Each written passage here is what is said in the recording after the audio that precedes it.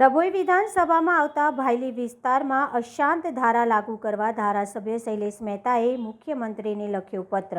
વડોદરા શહેર નજીક ભાયલી વિસ્તારમાં અનેક society, corporator house, commercial complex આવતા હોય છે। લઘુમતી સમાજની સંખ્યા વધતા અન્ય વર્ગના હિન્દુ વર્ગ સ્થળાંતર કરતા સંકોચ અનુભવતા હોવાનો પત્રમાં ઉલ્લેખ કરવામાં આવ્યો છે। ધારાસભ્ય શૈલેષભાઈ મહેતા દ્વારા મુખ્યમંત્રી ભૂપેન્દ્રભાઈ પટેલને પત્ર લખ્યો। નવી સોસાયટીઓમાં અને આવાસ યોજનામાં તથા અન્ય જગ્યાઓ ઉપર લઘુમતી સમાજ વસ્તી વધતી હોવાને લઈને પત્ર લખ્યો છે। ભાયલી વિસ્તારમાં અશાંત ધારો લાગુ કરવા ભલામણ કરવામાં આવી।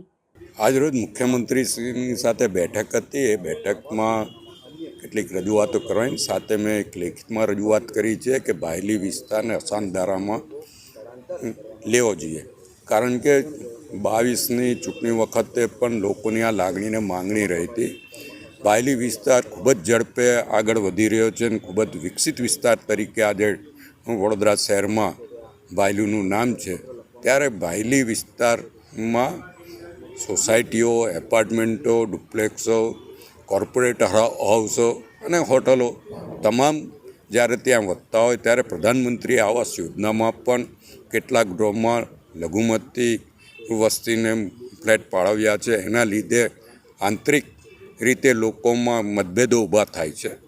એ જ રીતે તાંદલજાથી કેટલીક વસ્તી ભાયલી તરફ વધી રહી છે, વાસણા તરફ વધી રહી છે।